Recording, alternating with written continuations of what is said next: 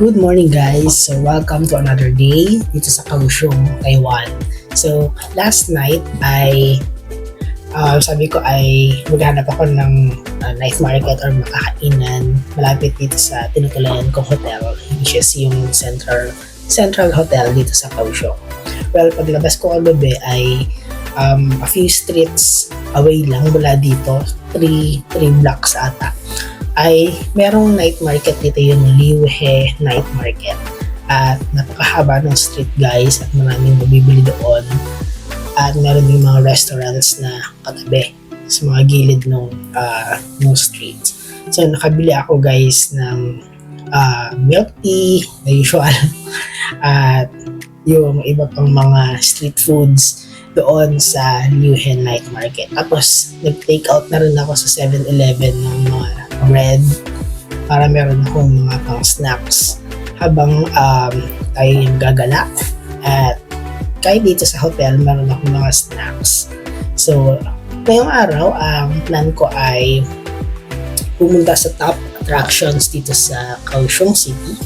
Again, na-mention ko sa previous vlog na wala akong konkretong plan talaga sa pupunta ko dito. So, quick research kagabi pagbalik ko galing doon sa night market ay sinearch ko yung top attractions dito sa Kaohsiung. So, meron ako napiling ilan sa mga top attractions dito at yun yung mga pupuntahan natin ngayong araw. So, hindi ko alam kung ilan yung mapupuntahan natin, but sikapin natin na mapuntahan yung mga attractions na yon.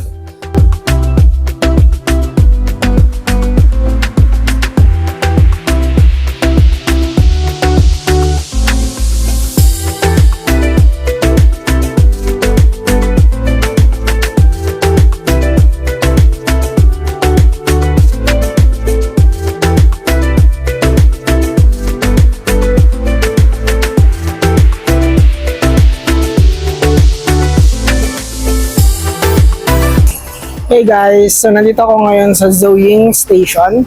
So from Kaohsiung main station, sumakay ako ng local train papunta dito sa Zoying Station. At from here, I need to find the way papunta doon guys, Dragon and Tiger Pagoda. Pwede siyang lakarin around 10 to 15 minutes mula dito. Pwede rin na meron ditong taxi stand guys. Ayan, pero kakayanin natin na maglakad. So, medyo malayo-layo siya from here. So, let's go guys. Punta tayo sa Dragon and Tiger Pagoda. Okay, so ito guys yung Zoying Station kung saan tayo lumabas. At ito guys yung direction ng Dragon and Tiger Pagoda. Ito sa direction na to. So, lalakad tayo guys. Let's go.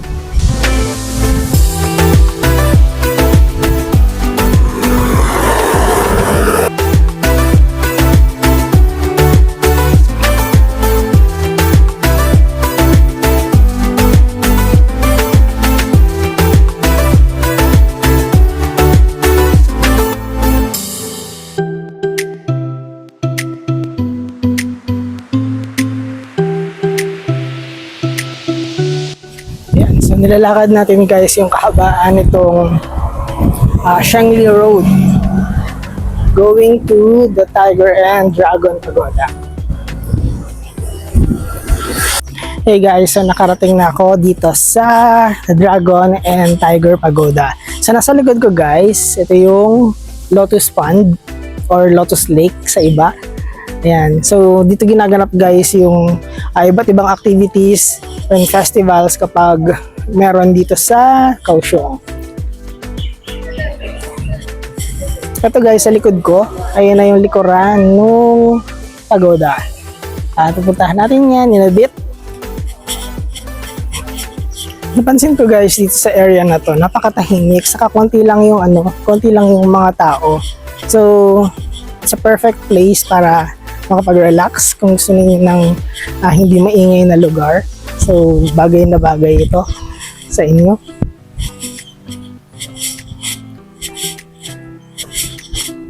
Oras ngayon guys ay 1 o'clock ng tanghali.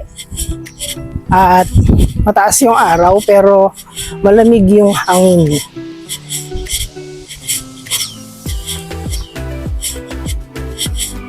Ayan yung Lotus Lake, Lotus Pond. At ito naman yung Dragon and Tiger Pagoda. Tingnan natin siya sa front.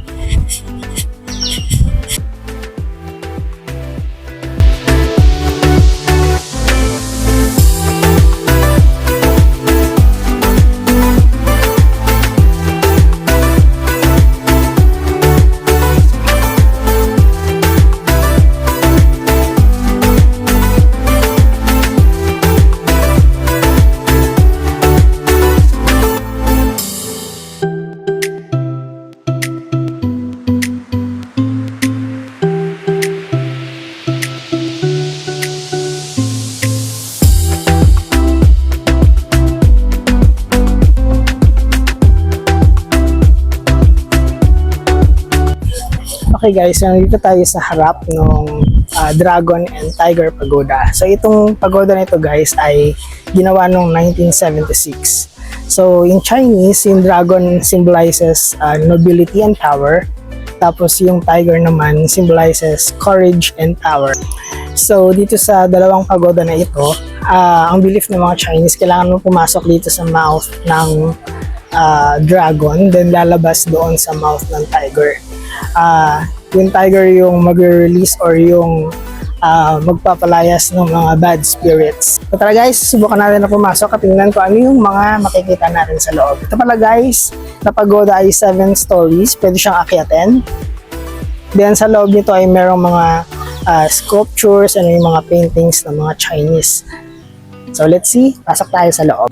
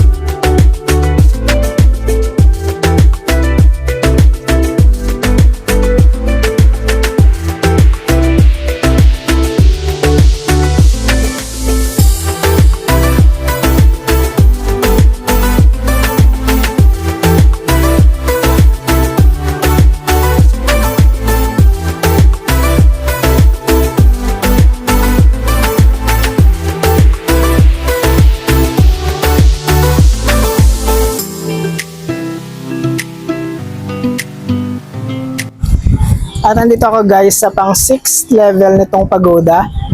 Sarado yung pang 7th. Yan, so hanggang dito lang tayo sa 6th. Lakas ng hangin dito guys. Sarap magpahangin dito.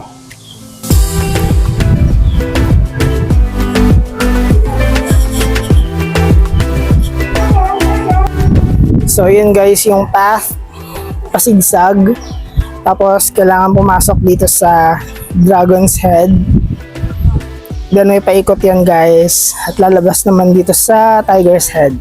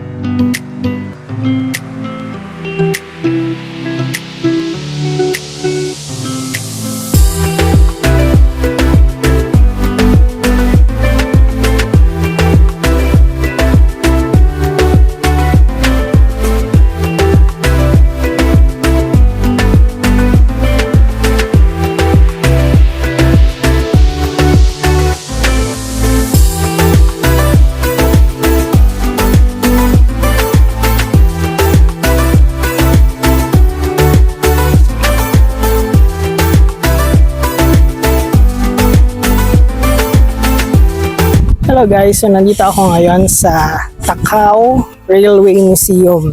So mula dun sa pinanggalingan ko kanina sa Fine Arts Museum, sumakay ako ng tram or yung LRT nila dito at dito binaba sa Hamasan Station. At pagbaba ng station guys ay yun na mismo yung Takao Railway Museum. So pinifeature dito guys yung mga dating tren na ginagamit dito sa Kaohsiung. So, hindi na operational itong station na ito at ginawa na lang nilang museum at pinipicture yung mga dating mga trains.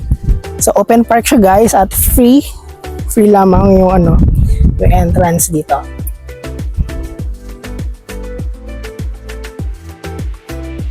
Yan, makikita dito guys yung iba-ibang mga models ng mga trains. May maliit, may malaki.